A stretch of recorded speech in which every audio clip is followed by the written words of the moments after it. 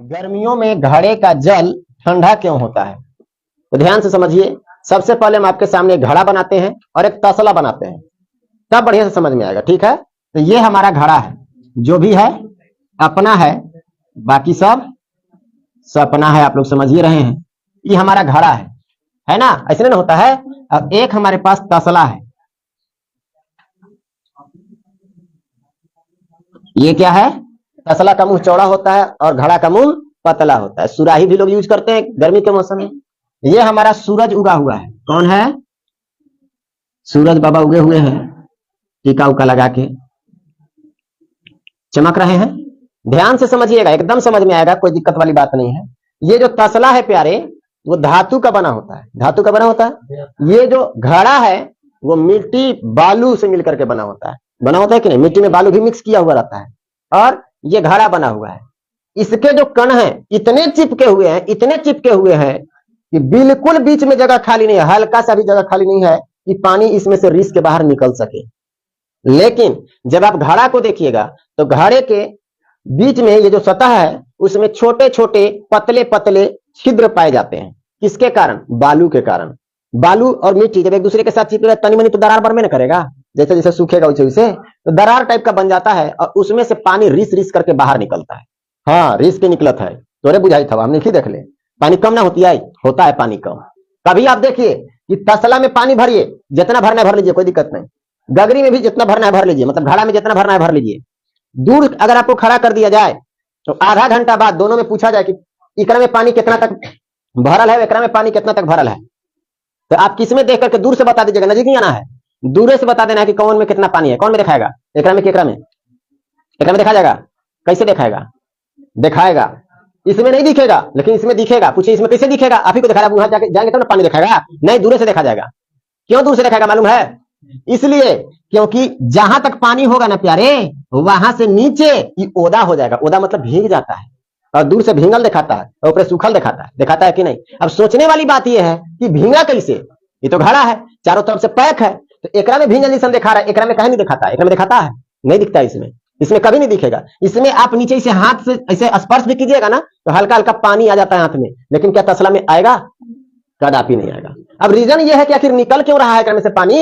इसलिए क्योंकि ये बालू और मिट्टी से बना हुआ है। उसमें उसके जो सतह है घड़े के, उस सतह में छोटे छोटे छिद्र हैं, जिसके कारण पानी रिस करके बाहर की ओर निकल रहा है। जबकि ये धातु है, कौन? चाहे अल्युमिनियम का हो, चाहे तांबा का हो, चाहे लोहा का ये बर्तन हो, ठीक है, उसके जो कण हैं वो बहुत चिपके हुए हैं और उसमें जगह बिल्कुल नहीं है पानी रिसने का। तो इसमें से पानी रिस करके बाहर नहीं निकलेगा, अब एकरा में से रिस करके बाहर निकलेगा। अब बात ये उठता है कि रिस के निकलने से क्या फायदा है? रिस के निकलने से ठंडा रहता है? तो हाँ, रिस के निकलने से ही ठंडा रहता है। अब पूछिए कैसे? तो ध्यान दीजिए, हम घड़ा को इतना तक ना भर के इतना तक भर दे रहे हैं।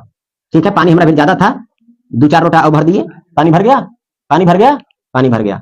अब देखिए इसके बीच में यहां भी छोटा सा कण है, यहां भी छोटा सा कण है, यहां भी छोटा, मतलब छिद्र तो बहुत सारे हैं, है कि नहीं?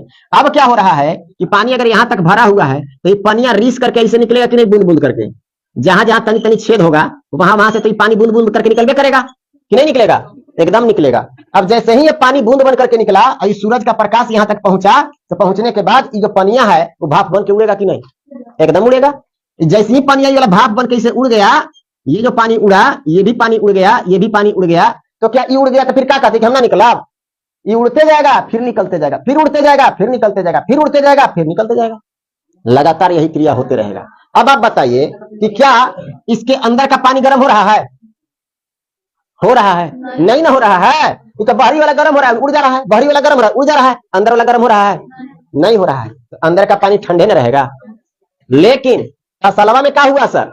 ये हुआ कि इसमें से तो पानी रिस करके बाहर निकल ही नहीं रहा था, नहीं निकल रहा है। और जब नहीं निकल रहा है तो जो सूरज का प्रकाश यहाँ पे आके पड़ेगा तो पड़ने के बाद ये पूरा टीना को गर्म करेगा, चाहे वो लोहा होगा, एल्युमिनियम होगा, तांबा होगा, जो भी होगा, इसको इस सतह को गर्म करेगा। और जब सतह को गर्म करेगा तो इसके पानी का एक कण गर्म होगा।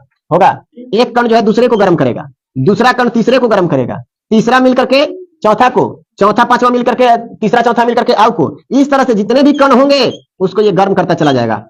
हाँ, हो सकता है कि ऊपर नीचे होकर गर्म करे, लेकिन गर्म तो करेगा। अभी जितने भी सतह हैं वो हर सतह में एक दूसरे से कण चिपके हुए हैं, तो बताइए सतह में से बाहर निकल ही नहीं रहा है, नहीं निकल पा रहा है, क्योंकि इसमें तो छिद्र है नहीं, और जब छिद्र नहीं है तो बाहर निकल नहीं पा रहा है, और जब बाहर नहीं निकलेगा प्यारे तो अंदर वाला पानी ना सब गर्म करेगा, तो अंदर वाला पानी पूरा एकदम गर्म होकर टाइट हो गया, लहक गया। अब आपको एक गिलास एकरा में से पानी मिल रहा है, एक गिलास एकरा में से, तो कवन ठंडा लगेगा कवन गर्म? ये गर्म लगेगा। काहे? कि ये वाष्प बन के नहीं उड़ रहा है, ये तो सब गर्म होकर के रह जा रहा है, तो ये गर्म है। अब इसमें के पानी क्या होगा? ठंडा, क्योंकि वाष्पित होकर के उड़ गया, तो जो वाष्पित होकर के उड़ा उन्हें गर्म होगा, उसके अंदर वाला तो ठंडे रह गया। इसीलिए घड़े का पानी गर्मी के मौसम में ठंडा महसूस होता है। इतना समझ में आया? कि कोई दिक्कत है? तो कोई पूछेगा कि बताइए गर्मियों में घड़े का जल ठंडा क्यों होता है, तो आपको बताना होगा कि घड़ा मिट्टी और रेत से बना होता है, बालू को रेत ही बोला जाता है, ठीक है।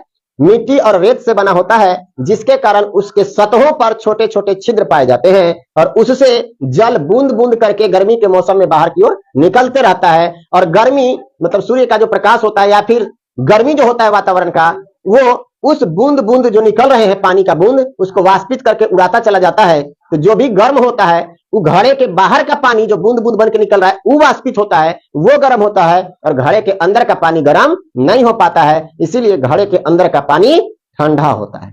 समझ में